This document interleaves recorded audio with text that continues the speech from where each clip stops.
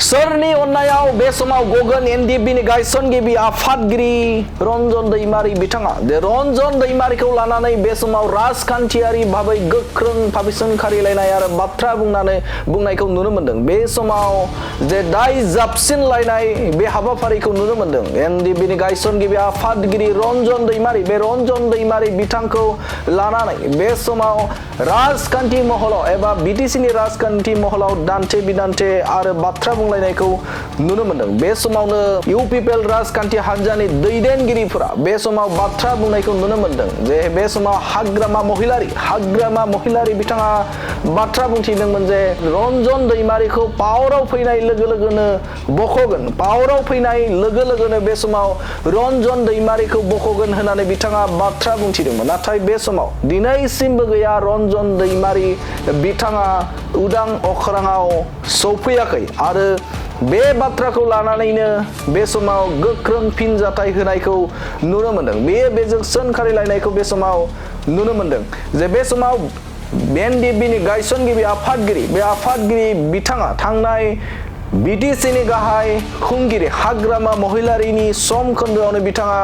जे जेल एबा जोबथेसालियाव अराय समनि थाखाय थांदोंमोन। नाथाय बै समाव सरकार सालायनाय समाव हाग्रामा महिलारिया गोलाव सम थाब्लाबो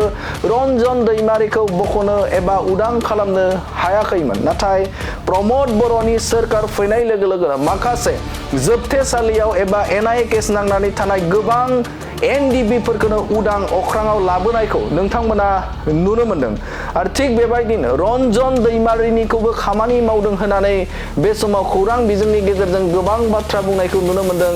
इउपिपिएल दैदेननाय सोरखारखौ। आरो बे समाव इउपिपिएल लाइमोन गांखंनि दैदेनगिरि बिथां अशोक गयारी बिथांनिफ्राय फोरमायथि जे बे समाव रन्जन दैमारिखौ माब्लाबाबो हाग्रामा महिलारि बिथाङा बख'वा एबा उदां खालामा होननानै बाथ्रा बुंथिदों। मानोना बे समाव नोंथांमोना नुनो मोनदों जे बावैसो सान सिगाङाव जे बे समाव रन्जन दैमारिनि हियारिंआ जे बेल हियारिंआ बे समाव जायो एबा जाफुंसारैखौ नोंथांमोना नुनो मोनदों आरो बिथां अशोक गयारी बिथाङा फोरमायथिदों जे थांनाय इउपिपिएल सोरखारनि समावनो गोबां एनडिएफबिफोरखौ बे समाव जोबथेसालिनिफ्राय उदां खालामनो थाखाय आरो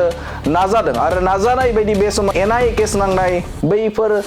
बारग' एनडिएफबि बिर जोहोलावफोरखौ उदां खालामनो हादों होननानै बाथ्रा बुंथिदों आरो बे समाव रन्जन दैमारिनिबो खामानि मावनाया बे समाव सोलिबाय दङमोन आरो बे समावनो हाग्रामा महिलारि एबा आथिखालनि सोरखारा बे समाव फैदों आरो एनआइए केस नांनानै थानाय एबा रन्जन दैमारिनि हाबाफारिफोरा बे समाव सोलिबाय दं होननानै बाथ्रा बुंथिदों बिथां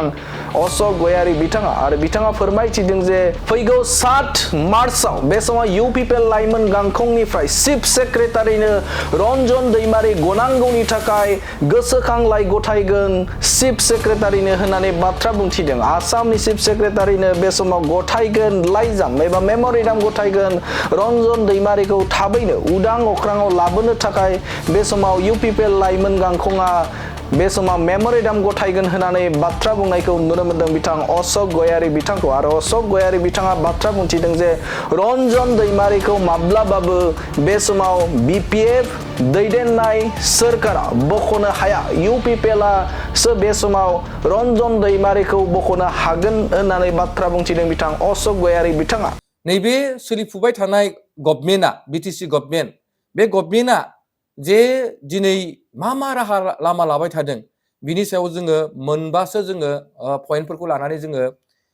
फैगौ जोङो 7 मार्चनि 7 थारिखआव जोङो गुवाहाटीआव मोनसे जोङो 2 घन्टानि हाबाफारि लानानै जों धरना मोनसे फोसावनो नागिरदों। बेनो जाहैबाय sit in डेमनस्ट्रेशन on the demand मिथिबायना बिनि सायाव जोङो माखासे इस्युफोरखौ लानानै नाम्बार 1आ जाहैबाय मा होनदों रन्जन दैमारि सारखौ थाबैनो रिलिज होनांगौ आरो बेजों लोगोसे बिथांमोननि साबा आरो बिथांमोननि नामखौ आङो बुंनो नागिरदों रन्जन दैमारिजों लोगोसे मा होनदों बेहाय साबा व्यक्तिफोर दङ आरो बे व्यक्तिफोरनि नामखौ आं नोंथांमोननि सिगाङाव आङो फोरमायनो नागिरदों आरो बिथांमोननि नामानो जाहैबाय फारियै जिहेतु नाम्बार 1आव जाहैबाय रन्जन दैमारि सार, आरो 2 नम्बराव जाहैबाय जोंहा राजेन गयारी, 3 नम्बराव जाहैबाय जस बर' आरो 4 नम्बराव जाहैबाय मा होनदों अजय बसुमतारी आरो बिनि उनाव जाहैबाय 5 नम्बराव खरगेश्वर बसुमतारी आरो 6 नम्बराव राजु सरकार। बे बिथांमोन 6 जनखौ दिनैसिमबो मा होनो भारत सरकार, आसाम सरकार आरो बिटिसि सरकारा दिनैसिमबो मा होनदों बिथांमोनखौ रिलिज होआखै आरो बिथांमोननि हियारिंनि डेटखौ खेबनै खेबथाम बिथांमोना मा होनदों बारहोबाय थानायखौ जों नुनो मोनदों। आरो हाग्रामा महिलारि सारा दाख्लै साननैसो सिगां बिथाङा बुंदोंमोन जे रन्जन दैमारि सारखौ दिहुननायनि खोथाखौ बुंदोंमोन, नाथाय बिथांनि सरकार थासेयाव दिनै मानो रन्जन दैमारि सारजों लोगोसे साबा जायफोरखौ आं दिनै मुंखौ होनबाय नोंथांमोननि सिगाङाव बिथांमोननि हियारिंनि डेटखौ मानो साननै सानथाम हियारिंनि डेटआ बारहोबाय थाखो? बिनि जाहोना मा? थांनाय जोंनि प्रमद बर' सारनि दिनाव जोङो एनडिबि रन्जन दैमारि सारखौ गहोनांगौनि सायाव गोबां जोंनि एनडिबि टिमफोरा खामानि मावनायखौ नोंथांमोना नुनो मोनदों आरो बिनि गेजेरजोंनो मा होनदों आयेननि मोनसे जि प्रक्रिया बे प्रक्रिया सोलिबाय थादों आरो दिनै बियो बिथाङा हथारै फैनानै जे रन्जन दैमारिखौ आं रिलिज खालायगोन होननाय लोगो लोगोनो दिनै बिथाङा बेबायदि बाथ्रा बुंनायनि उनाव मानो बिथांनि बे बाथ्रा बुंनायनि उनाव साननै सानथाम डेटआ मानो बेबायदि आवगायलांबाय थाखो? थारमाने हाग्रामा महिलारिया जास्ट बिथाङा राजनितिनि स्ल'गानल'सो माने गानदों, बिथाङा जास्ट बाथ्राल'सो बुंथिदों आरो बिथाङा जास्ट रन्जन दैमारि सारनि सायाव बिथाङा खुनु पयधे दिहुननायनि इच्छा गैया आरो बिथाङा खुनु पयधे हाग्रामा महिलारि सारा दिनैनि दिनाव रन्जन दैमारिखौ जे दिहुनगोन बे जिबनावबो जानाय नङा आरो बेखौ दिहुनगोनब्ला प्रमद बर' आरो जोंनि इउपिपिएल गभर्नमेन्ट फैयोब्लासो बिथांखौ मा होनदों दिहुनगोन आरो बिथांनि थाखाय दिल्लीयाव माबायदि रायलायनांगौ जोंनि टिमा रायलायबाय थादों आरो थाबैनो जाहाथे जोङो बिथांनि रिलिज माने खालायनांगौ, बेजों लोगोसे साबा एनडिबिआबो गफानांगौ, बेखौ जोङो नाम्बार 1आव जों लादों। जोङो नाम्बार 1आव लादों दा रिलिज अफ द श्री रन्जन दैमारि एन्ड आदार्स 5 एनडिबि बिथांमोनखौ थाबैनो रिलिज खालायनांगौ। जोंनि गुवाहाटीनि धरनाया नाम्बार 1 एजेन्डाया बे जागोन। 2 नम्बरा जाहैगोन जास्टिस फर जबिन्दा। जबिन्दानि दासिमबो जास्टिसखौ मोनाखै, बिथांखौ जे बुथारदों बे बुथारनाय दायनिगिरिफोरखौ जोङो दिनैसिमबो जास्टिसखौ जोङो मोननो हायाखै आरो बिथांमोनखौ दासिमबो फासिनि बिथांमोनखौ माने लाइफ टाइमनि जेलनि थाखाय दासिमबो साजा होनायखौ जों नुनो मोनाखै। दा बिथांमोनखौ लानानैनो जोङो फैगोन जोङो 7 तारिखआव जोङो मोनसे धरना हाबाफारि लादों। आरो 3 नम्बराव जाहैबाय जे थांनाय समफोराव हाग्रामा महिलारि सारा गावनि सरकार फैयोब्ला बिपिएफ सरकार फैयोब्ला जोङो हा पाट्टा होगोन होननानै बिथाङा बुंदोंमोन। दिनैसिमबो जोङो सोर साबेसे मुस्लिमा दिनै हा पाट्टा मोनखो, सोर साबेसे आदिबासिया दिनै हा पाट्टा मोनखो, सोर साबेसे राजबंसिया हा पाट्टा मोनखो, दिनै सोर साबेसे बर'फ्रा दिनै हा पाट्टा मोनखो? हाग्रामा महिलारि सारनि नेतृत्व बे 7 मास 6 मासनि बे सरकारनि दिनाव। नाथाय दिनैथ' जों नुनो मोनाखै। बिथांमोना जास्ट डेम'नि थाखाय गांफा गांनै लानानै बिथांमोना दिनै हा पाट्टा होदों होननानै फोरमान होनो नागिरदों, नाथाय बिथांमोना जोंनो दिनै तथ्यखौ होदों साबेसे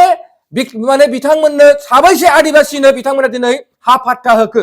साबैसे मुस्लिमनो बिथांमोना दिनै हा पाट्टा होखो? बिथांमोना दिनै मुस्लिम सान्तार राजबंसिफोरखौ लानानै राजनिति खालामबाय थादों आरो बिथांमोना दिनै राजनितिनि नामाव राजनितिल' बिथांमोना गेलेबाय थादों। दिनै बिथांमोना दिनैसिमबो मा होनदों हा पाट्टा होनायखौ जों नुनो मोनाखै। दा ओंखायनो जोंनि थांनाय प्रमद बर' सारनि सरकारनि दिनाव जों गोबां मानसिनो जों हा पाट्टा होदों, 3.5 लाखनि बाराबो जों हा पाट्टा होदों। नाथाय दिनै हाग्रामा महिलारि सारनि सरकारनि दिनाव साबैसे बेक्तिनो बिथांमोना दिनै हा पाट्टा होदों बिनि तथ्यखौ बिथांमोना जोंनो क्लियारै होदों। सोरबा कास्तप, सोरबा रिन्जय, सोरबा मा होनो प्रहलाद आरो सोरबा बिक्रम मोना दिनै फिननाय होदों सोर साबेसे मानसिनो बिथांमोना दिनै बेबायदि हा पाट्टा होदों। बिथांमोना हा पाट्टानि नामाव बिथांमोना दिनै राजनिति खालामनायखौ गारथों आरो बिथांमोना गोजानाव थाथों। मानोना दिनै बिथांमोना सान्थाल मुस्लिमनि भटखौ दिनै थांनाय बिटिसि इलेक्सनाव बिथांमोना 90% मा होनदों 80% बिथांमोना भट आदाय खालायनानै बिथांमोननो होनांगौ मोन्थाइफोरनिफ्राय बिथांमोनखौ जानगाराव दोनदों। नाथाय जों मुस्लिम भाइमोननो जों मुजिदनि नामाव हा पाट्टा होदों। दिनै बेखौ रावबो सरकारा मावाखै, प्रमद बर'नि नेतृत्व सरकाराव बे खामानिफोरखौ मावनाय जादोंमोन। दा जों बेखौ लानानै जोङो फैगोन बे जोंनि 3 नम्बराव थागोन। आरो 4 नम्बराव जाहैबाय जोङो थाबैनो डि भटार्सनि इस्युखौ जोङो फोजोबजानो लुबैदों आरो जोङो बे डि भटार्सखौ लानानैनो जिहेतु थाबैनो आसाम सरकार आरो बिटिसि सरकारा बिनि सायाव थाबैनो समाधान खालामनांगौ बिनि सायाव जों मोनसे मा होनदों बेबो जों एजेन्डा लादों आरो 5 नम्बराव जाहैबाय जे जोंनाव दा जाबाय थादों जायखौ जों एसआर होननानै बुङो दा बे एसआरनि नामाव गोबां मानसिफ्रा मुस्लिम मानसिफ्रा गुबुन गुबुन जोंनि थागिबि मानसिफ्रा दिनै मा होनदों बिथांमोना मा होनदों डिपुटार माबाया एसआरनि नामाव गोबां बिथांमोना मा होनो भट होनो मोनै माने जानगारनिफ्राय थानो गोनां जादों दा बेखौ बिथांमोना जे बे जायगानिनो सिथाय जोंनि मुस्लिम जोंनि सान्थालि जेनेबा जोंनि राजबंसि बिथांमोना दा बिथांमोनखौ जे रिभिउ खालामफिननानै थाबैनो बिनि सायाव जाहाथे इलेक्सन कमिशनारा मोनसे प्रसेस लायो जाहाथे बेखौ रिभिउनि गेजेरजों जाहाथे जायफ्रा दानजाबाय बिथांमोनखौ जोङो मोजां नायफिननायनि गेजेरजों जाहाथे बिथांमोननि भट मोनथायखौ जाहाथे होफिनो बिनि थाखाय जों बे मोनबा पइन्टखौ लानानै जोङो फैगोन जोङो मार्चनि 2026नि